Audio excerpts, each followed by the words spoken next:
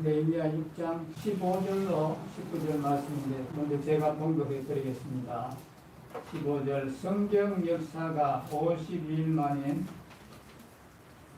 에루를 25일에 끝나며 우리의 모든 대적과 주위에 있는 이방 족속들의 일을 듣고 다 두려워하여 크게 낙담하였으니 그들이 우리 하나님께서 이 역사를 이루신 것을 알미니라. 또한 그때에 유다의 귀족들이 여러 번 도비아에게 편지하였고 도비아의 편지도 그들에게 이르렀으니 도비아는 아라의 아들 스가냐의 사이가 되었고 도비아의 아들 요하난도 베레가의 아들 메술람의 딸을 아내로 맞이하였으므로 유다에서 그와 동맹한 자가 많음이라.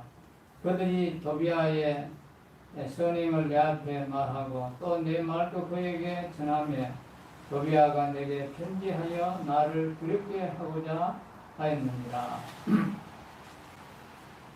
오늘 6장 15절에서 19절은 제가 제목을 어떤 어려움에도 주님을 의지하면 승리할 날이 온다 하는 이러한 제목을 제가 붙였습니다.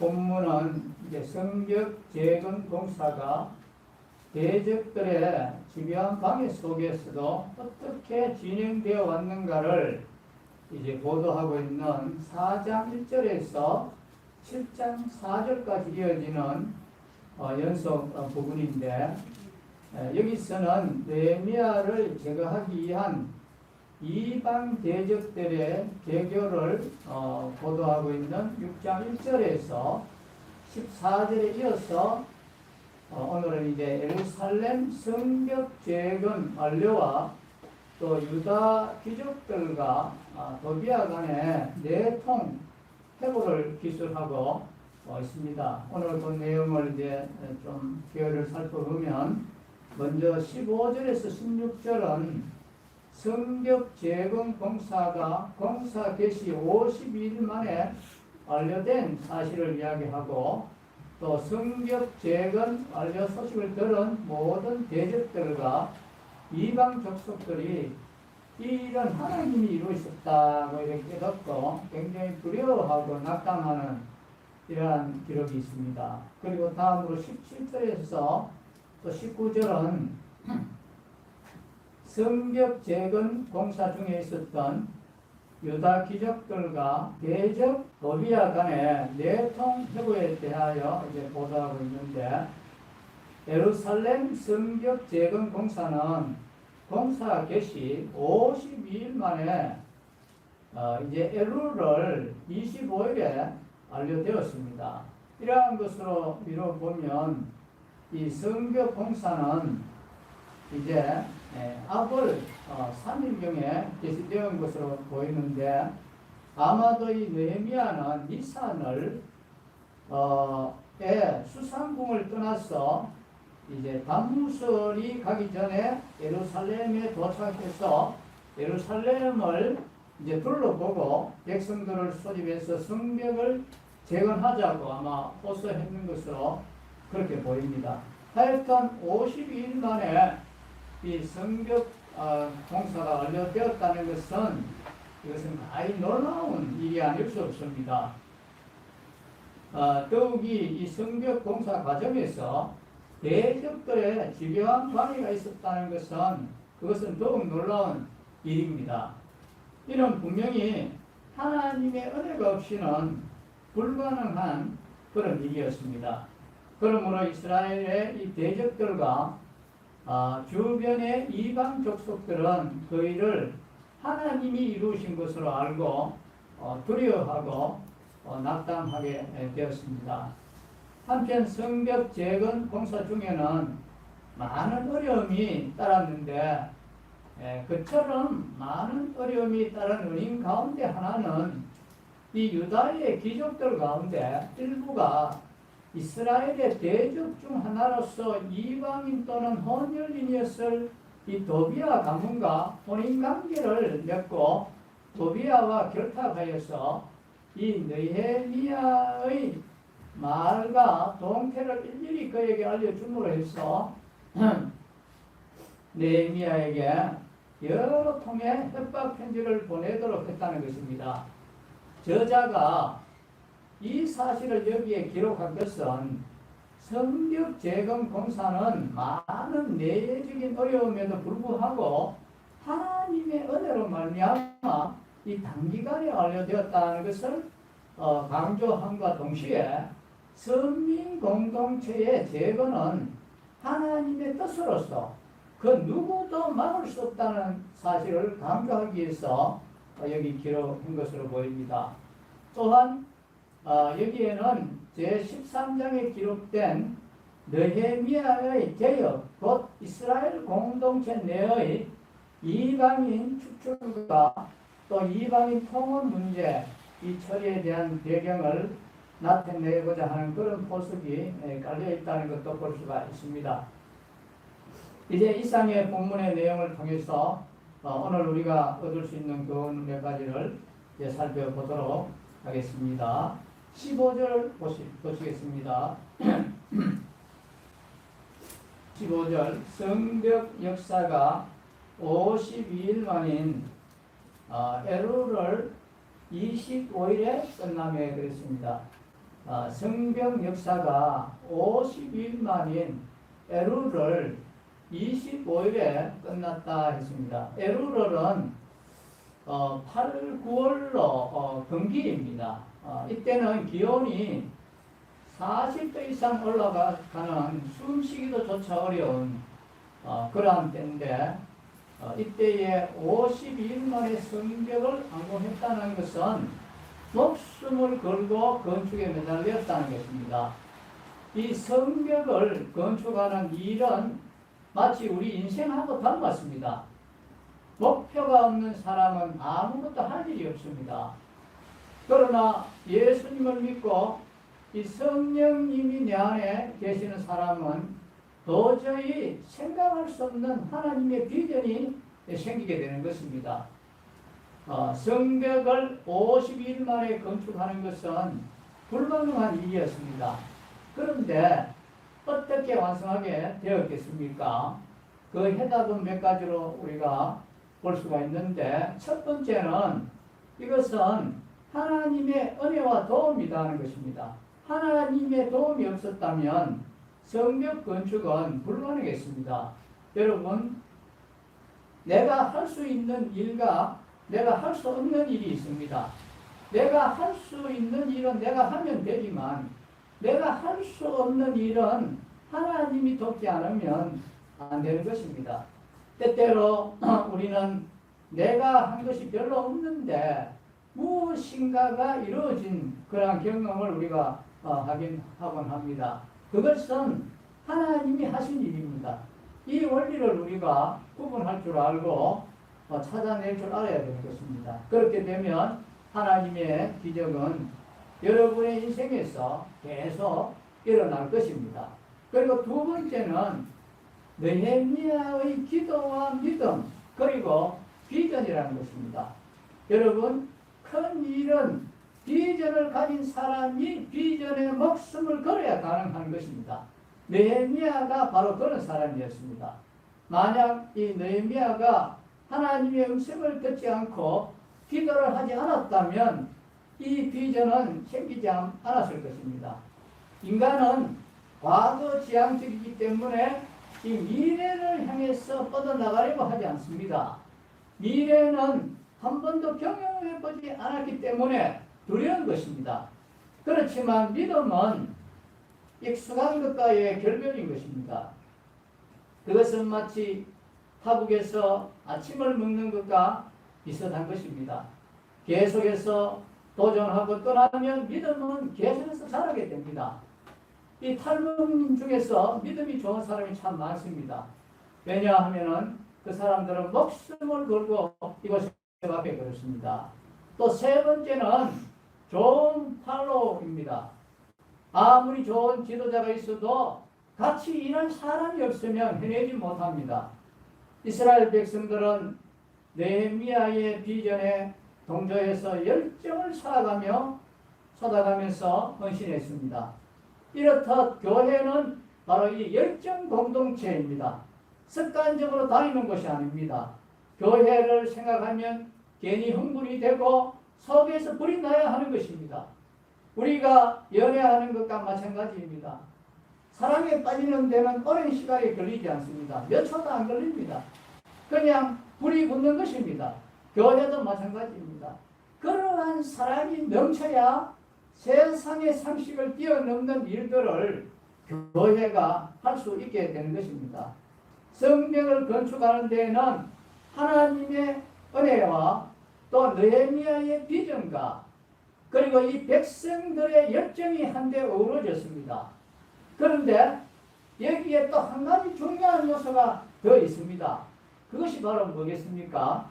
오늘 여기 말씀에 있는 것처럼 이 반대자들의 박해와 업무라는 것입니다. 반대자가 없었다면 성벽 건축은 성공하지 못했을 것입니다. 반대하는 사람이 없으면 긴장하지 않기 때문에 그렇습니다. 반대하는 사람으로 인해서 파수꾼이 생겨졌습니다. 결과적으로 반대하는 사람들은 정말 고마운 일을 한 것이지요. 성경 어디에 말씀에 보면은 주님께서 내 앞에 은수를 두셨다는 그런 말씀이 있습니다. 은수가 있기 때문에 하나님이 더 크게 나타난다는 것입니다. 우리들 그 주변에는 마음을 어렵게 만드는 사람들이 꼭 있게 마련입니다. 우리가 학교에서나 직장에 가보면 저 사람만 없으면 좋겠다고 하는 그런 생각을 하게 만드는 사람이 꼭 있게 마련이라는 것입니다. 그러나 여러분 그 사람들에게 감사하십시오. 그 사람이 나로 하여금 성벽을 짓게 하는 동기부여를 해주고 있다는 것 때문에 그렇습니다. 하나님의 사건에는 언제나 이 반대와 업무가 있습니다. 이스라엘 백성들이 홍해를 단번에 건넜습니까? 그렇지 않습니다. 10번의 재앙을 모두 물리치고 건너게 된 것입니다. 예수님이 하나님의 일을 하시기 전에 맨 처음에 무엇을 했습니까? 바로 광야에서 시험을 받으셨습니다. 예수님은 하나님의 말씀으로 사단을 물리쳤습니다. 예수님이 광야에서 3번의 마귀의 시험을 이기고 나서부터 그때부터 기적이 일어나기 시작했습니다. 병을 고치고 중풍병자가 일어나고 소경이 눈을 뜨고 문둥병이 낫는 이런 많은 이적, 첫 사역부터 십자가 사건까지 예수님은 거침없는 행보를 했습니다. 아담과 이브가 유혹을 받을 때와 예수님이 시험을 받을 때 마귀의 공격은 똑같습니다. 우리에게 오는 유혹도 마찬가지입니다. 그래서 예수님이 사역을 시작하면서 마귀의 세력을 발로 밟지 않고서는 이 사역을 할 수가 없었기 때문에 가장 먼저 마귀와 대결을 했는 것입니다. 이 성벽 건축에도 마찬가지의 공격이 계속되었습니다. 밖으로는 산발락과 도비아를 중심으로 공격이 있었고 안으로는 귀족들의 이 부패로 말미암아서 굉장한 어려움이 있었습니다. 그러나 그 모든 시험을 느헤미야는 이 영적 리더십으로 원망과 불평까지 잠재우면서 느헤미야는 백성들을 야단치지 않고 이 지도자들을 야단쳤습니다. 언제든지 마귀의 공격은 굉장히 합리적입니다. 이성적이고 또 심리적입니다. 물리적 공격에도 불구하고 성벽이 완성 단계에 이르게 되니까 그들은 이제 이 심리적인 공격으로 그러한 방법을 바꾸었습니다. 16절을 한번 보시겠습니다. 16절에 우리의 모든 대적과 주위에 있는 이방 족속들이 이를 듣고 다 두려워하여 크게 낙담하였으니 그들이 우리 하나님께서 이 역사를 이루신 것을 알미니라 그랬습니다. 16절에 보면은 예루살렘 성의 이 중건 공사가 완료된 것을 이제 보고 대적들이 보인 반응이 나오는데 그들은 성이 완공되었다는 소식을 듣고 다 두려워하며 낙담하였습니다. 왜냐하면 기적 같은 일이 자신들의 눈앞에서 일어났기 때문에 그렇습니다. 대적들이 판단하기에 이스라엘 자손들이 성을 다시 세우는 일은 매우 어려운 일이라고 생각하였습니다. 당시 이스라엘의 능력으로 볼 때 그들의 판단은 틀리지 않았습니다.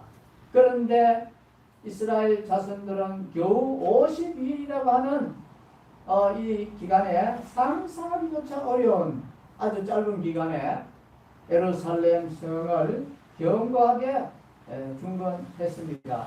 그것도 대적들의 집요한 방해를 받으면서 말입니다. 그러나 이 대적들이 두려워하는 것도 무리는 아닙니다. 그들은 그 일이 이스라엘의 힘이 아니라 바로 누구라고 생각을 했겠습니까? 이것은 바로 하나님의 능력으로 되었다고 하는 그런 생각을 했습니다. 즉 이스라엘의 배후에는 하나님이 계시다는 것을 깨달아 알게 된 것입니다. 그리고 이것이 그들로 하여금 두려움에 빠지게 하고 더 이상 자신들이 이스라엘을 대적한다는 것은 불가능하다는 것을 알게 해서 낙담하게 된 것입니다. 여러분, 이러한 일이 어떻게 일어났습니까? 이는 결과적으로는 예루살렘이 단시일에 완공된 결과로 나타난 일이지만 사실은 그 이전에 이 느헤미야와 이스라엘 자손들이 믿음으로 행함으로 이 일이 이루어졌다는 것입니다. 느헤미야와 이스라엘 자손들에게 이 믿음이 없었더라면 예루살렘 성벽 중건 공사는 대적들의 이 방해에 직면하였을 때 아마 중단되었을 것입니다. 그렇다면 이러한 일은 일어나지도 않았을 것입니다. 그러나 느헤미야와 이스라엘 자손들은 대적들의 집요한 방해에 직면하였어도 하나님을 믿고 의지해서 이 예루살렘 재건 역사를 계속 진행하였기 때문에 이처럼 대적들이 두려워하며 낙심하는 일이 일어나게 된 것입니다. 그렇습니다. 여러분, 우리가 믿음으로 담대히 행하면 우리의 대적은 두려워할 수밖에 없습니다. 믿음은 능력을 동반하고 대적들이 상상할 수 없는 놀라운 일이 일어나게 하는 것입니다. 하나님은 항상 바로 이 믿음의 사람들을 통해서 역사하고 있습니다. 믿음이야말로 위대한 능력의 은총입니다. 그래서 주님도 할 수 있거든이 무슨 말이냐? 믿는 자에게는 능치 못한 일이 없느니라고 말씀했습니다. 할 수 있다 하시니는 나의 능력 주 하나님 의심 말라 하시고 물결이를 걸으라 하시네. 할 수 있다 하시니 할 수 있다 하시니 믿음만이 능력이라 하시네. 믿음만이 능력이라 하시네. 우리가 전도 수련회 때 이 찬송 많이 불렀죠. 우리가 믿음으로 담대히 행하면 당연히 우리의 대적들이 두려워할 수밖에 없습니다. 그러므로 우리들은 어떤 일을 하든지 믿음으로 행해야 합니다. 대적들의 방해가 집요하고 큰 장애를 만날수록 우리는 더욱 큰 믿음으로 행해야 되겠습니다. 17절을 보십시다. 또한 그때에 유다의 귀족들이 여러 번 도비아에게 편지하였고 도비아의 편지도 그들에게 이르렀으니 했습니다. 17절에 보니까 이스라엘 자손들 가운데 이스라엘의 대적들과 내통한 자들이 여기 나오고 있습니다. 내통한 자들의 수가 어느 정도나 되었는지 정확하지는 않지만 여기 유다의 귀족들이라고 이렇게 기록된 점으로 볼 때 여러 명이었던 것 같습니다. 그리고 18절 거기 하반절에도 보면은 그와 동맹한 자가 많음이라 그랬습니다. 대적들의 편에 선 자들이 적지 않았다는 것을 우리가 알 수 있습니다. 이들은 다 이스라엘 자손들이었고 다른 이스라엘 사람들과 마찬가지로 하나님의 백성으로 불리는 그런 자들이었습니다. 그들은 이 느헤미야나 다른 이스라엘 자손들과 육적으로는 아주 가까운 사람들이었을 것입니다. 그런데 그러한 그들이 동족을 배신하고 대적들의 편에 섰다는 것입니다. 우리는 이를 보면서 어떻게 그럴 수가 있느냐 통탄할 수가 있는데, 근데 우리는 이러한 일이 인간 사회에 얼마든지 일어나고 있다는 것을 우리가 알아야 됩니다. 이기적 탐욕에 빠지게 되면 거짓 예언으로 느헤미야를 공경에 빠뜨리려고 한 이 스마야처럼, 또 스승이자 인류의 구원자이신 예수 그리스도를 판 가룟 유다에서처럼 그렇게 된다는 것을 볼 수가 있습니다. 정치 세계에서도 어제까지만 해도 참 같은 동족이 또 내일은 적이 될 수 있는 거 우리가 많이 보지 않습니까? 특히 인간은 육적으로는 아무리 가까운 사이라고 해도 영적으로 대적이 될 수 있다는 것입니다. 육적으로 가까운 사람이라고 해서 모두가 신뢰할 만한 것은 아닙니다. 육적으로 매우 가까운 사람 중에도 사단에 사로잡히면 우리를 대적하는 사람들이 있을 수 있습니다. 동복, 형제나 또 품의 아내나 자녀나 가까운 친구 이런 등도 영적으로는 얼마든지 우리의 대적이 될 수 있습니다. 그래서 주님께서 뭐라고 말씀했습니까? 사람의 원수가 누구라고 했습니까? 사람의 원수가 자기 집안 식구니라고 했습니다. 그러므로 우리는 육적으로 가까운 사람이라고 다 우리에게 호의적이 될 수 있다는 것을 생각해서는 안 됩니다. 그들이 우리의 신앙생활을 도울 것이라고 여기서는 안 되는 것입니다. 특히 하나님을 믿지 않는 사람은 그가 아내나 부모, 자식이라도 영적으로는 우리의 대적이 될 수 있다는 것을 항상 우리가 염두에 두어야 됩니다. 여러분, 육적으로 우리와 가까운 사람들 중에 하나님을 믿지 않는 사람들은 핍박과 같은 방법으로 우리를 대적하지 않습니다. 반대로 그들은 아주 교묘한 방법으로 우리의 신앙생활을 방해하는데, 예를 들자면 불신 가정에서 누가 혼자 신앙생활을 할 경우에 믿지 않는 가족들은 그가 교회에 나가지 못하도록 주일에 가정 행사를 만들어서 그러하여금 동참하도록 요구를 합니다. 성도들이 이러한 불신 가족들의 요구를 수용하게 될 때 그는 결국 이 정상적인 신앙생활을 할 수 없게 된다는 것입니다. 그러므로 우리는 육적으로 아무리 가까운 사이일지라도 또 그들이 인간적으로는 도무지 거절하기 어려운 요구를 한다고 해도 그들의 요구를 우리가 수용해서는 안 되는 것입니다. 우리는 그들의 배후에는 우리를 영적으로 실족케 하는 이 사단의 역사가 있음을 우리가 알고, 인간적으로는 많은 상처를 입게 된다고 하더라도 말씀과 배치되는 그들의 요구를 우리는 단호하게 물리쳐야 됩니다.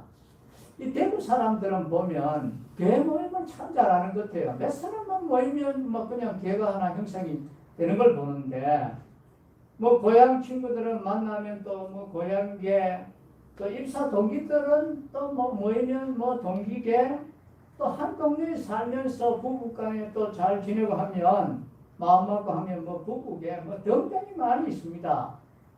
그런데 우리가 주님을 따라가려면 이 세상 친구들 다 떠나야 됩니다. 주일날 예배 안 드리고 친구들하고 캠핑 가고 휴가 가면 예배는 어디에 드리겠습니까? 안 믿는 세상 친구와 분리하지 않으면 이 신앙의 자랑은 없습니다.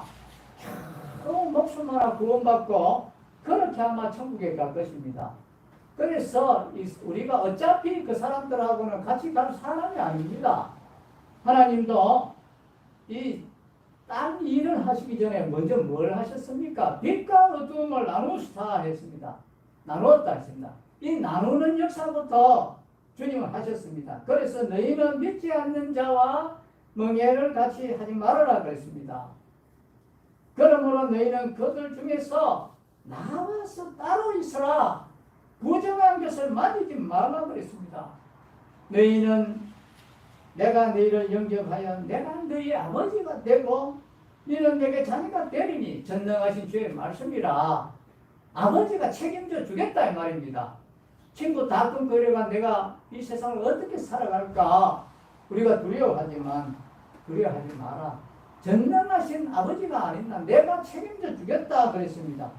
그래서 우리가 결혼식도 직장생활 하다 보면은 위에 상사 뭐 자녀들이 결혼도 하고 하면은 안 가면 괜히 내가 승진에 어려움이 될까 밑비일까 싶어서 가게 된단 말입니다.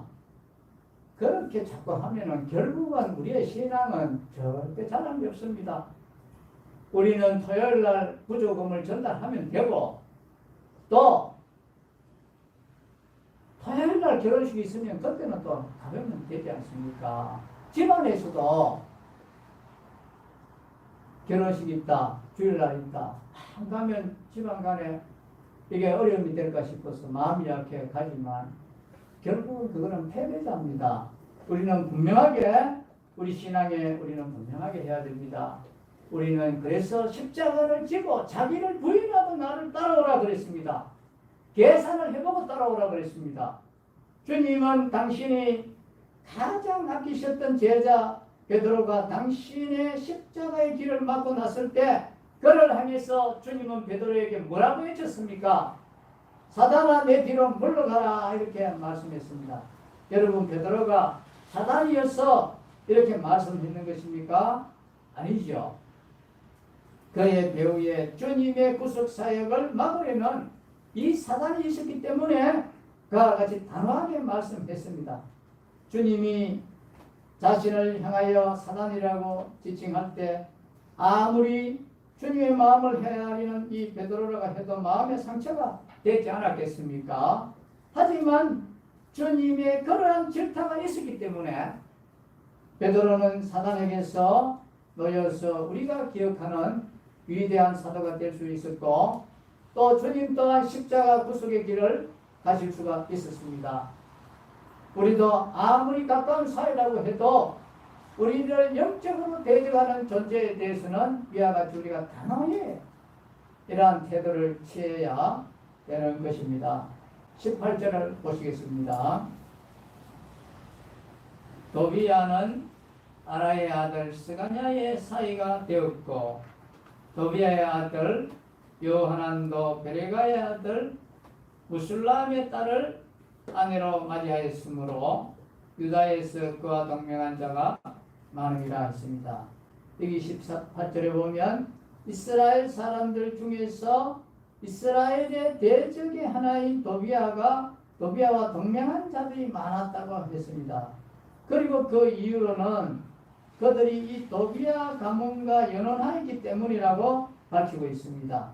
즉 이스라엘 사람들 중에 많은 사람들이 이 도비야 가문과 혼인을 통해서 결탁함으로써 하나님과 동족을 대신하고 대적들을 돕게 된 것입니다. 결국 이들의 배신으로 말미암아 이 느헤미야와 이스라엘 자손들은 적잖은 어려움을 겪어야 하였을 것입니다.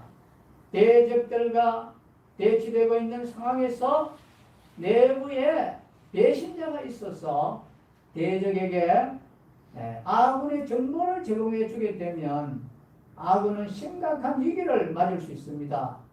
그러니 이스라엘이 얼마나 큰 어려움을 겪어야 했었는지 우리가 불을 보듯 뻔한 것입니다. 하여튼 이들은 대적들을 사랑하고 그들과 벗이됨으로 하나님과 하나님의 백성과는 원수가 되고 말았습니다. 이들이 예루살렘 성이 중건된 후에 어떻게 체류되었는지는 알 수 없지만 그들은 분명 하나님이었습니다.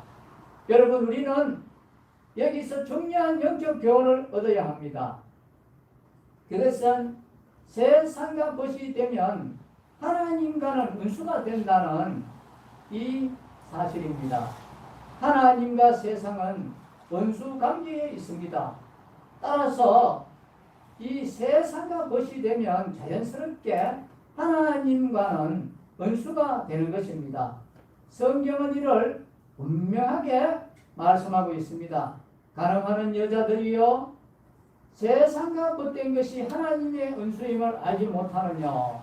그런즉 누구든지 세상과 벗이 되고자 하는 자는 스스로 하나님과 원수가 되게 하는 것이라고 말씀하시는데, 여기서 가늠하는 여자들이란 문자 그대로 가늠하는 여자를 지칭하는 것이 아닙니다. 이는 본 남편인 하나님을 배신하고 세상을 사랑하는 신앙의 배신자들을 가리키는 말입니다. 오늘날 우리 성도들 가운데서도 교회에 오면 코로나에 감염될까봐 두려워서 교회에 못 나오는 성도들도 혹 있습니다.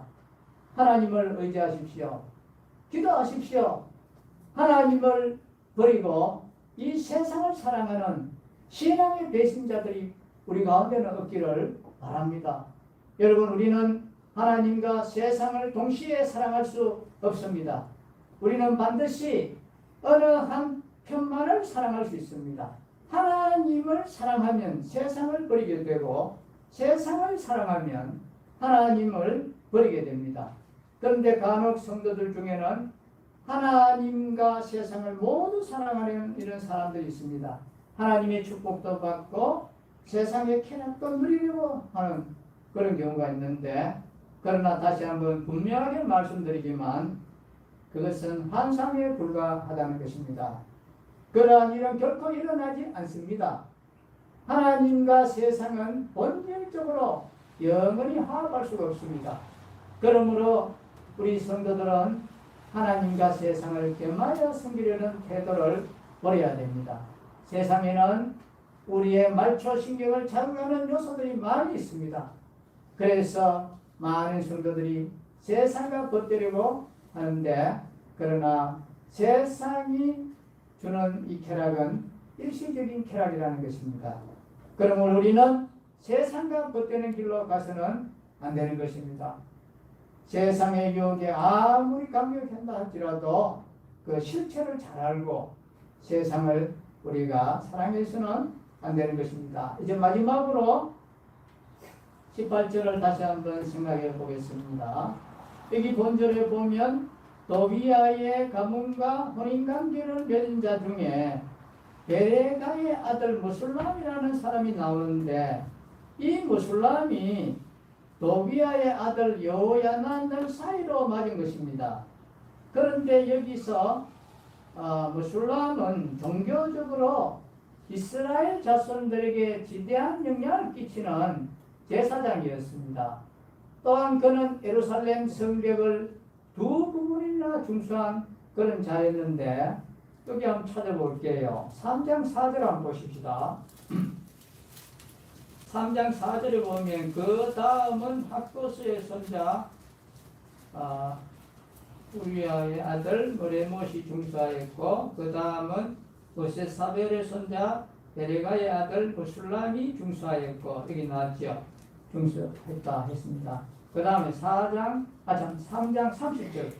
30절 보십시다. 30절에 보면 그 다음은 셀레마의 아들 하나냐와 살라의 여섯째 아들 하눈이 한 부분을 중수하였고, 그 다음은 베레가의 아들 무술람이 자기의 방과 마주대한 부분을 중수하였고 여기 데려가야 될 무슬람이 중수했다는 것을 말하였습니다. 따라서 이 무슬람은 겉으로만 보면 매우 모범적인 신앙을 지녔다고 할 수 있습니다. 하지만 실제로 그의 신앙은 거짓된 것이었습니다.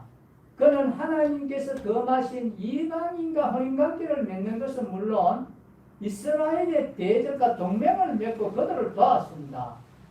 이것은 그가 겉과 속이 다른 혈이부동한 자였다는 것을 보여주고 있습니다.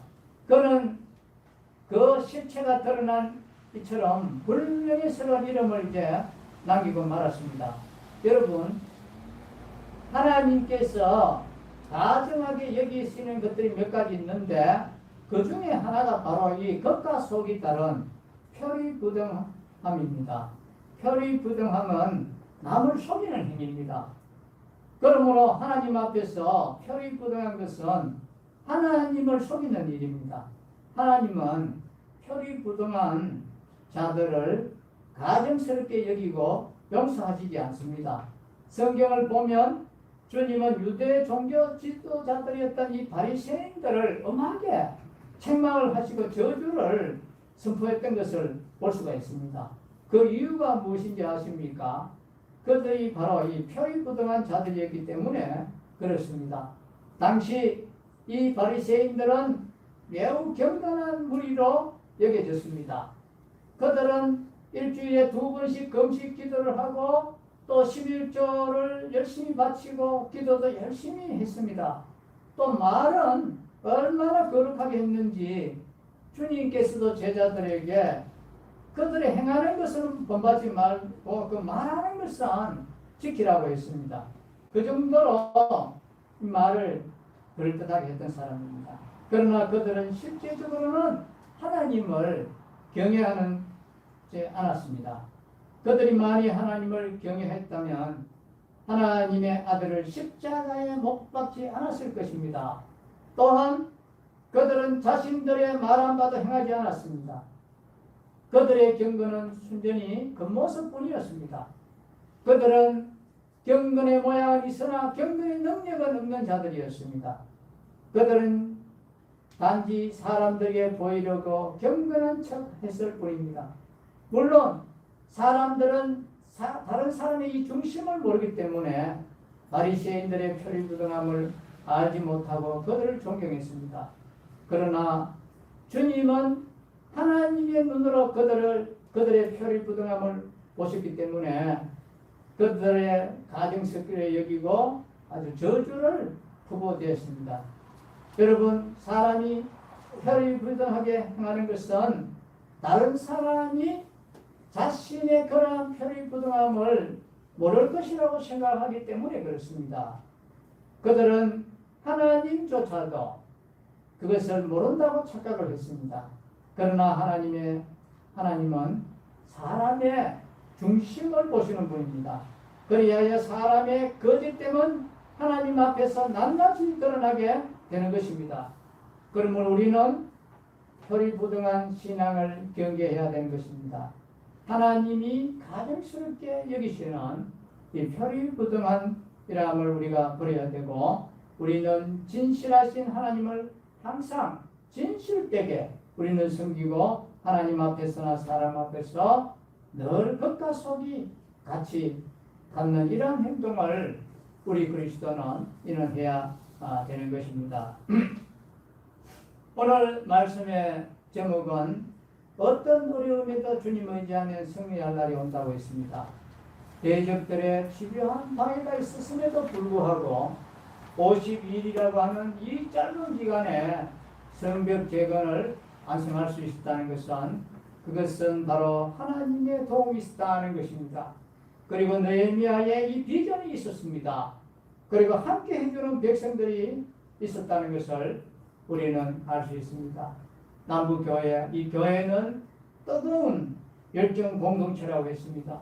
우리는 이 교회를 생각할 때 우리의 가슴이 쿵당거려야 됩니다. 뜨거운 열정이 우리 모두에게 일어나야 하는 것입니다. 기도하겠습니다. 아버지 하나님,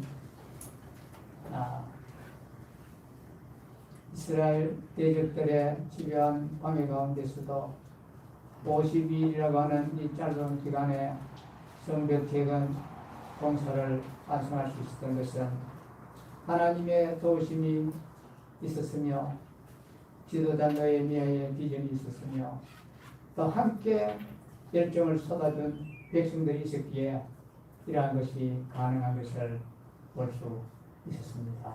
아버지 하나님, 우리는 늘 주님 의지하고 또 이 교회를 주님이 사랑하시고 지금까지 지켜주셨습니다.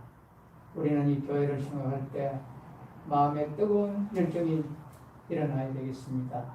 이러한 열정을 우리에게 주시고 교회를 사랑하는 이런 마음을 우리 모두에게 주시기를 바랍니다. 믿음이 또 연약한 성도가 있습니까?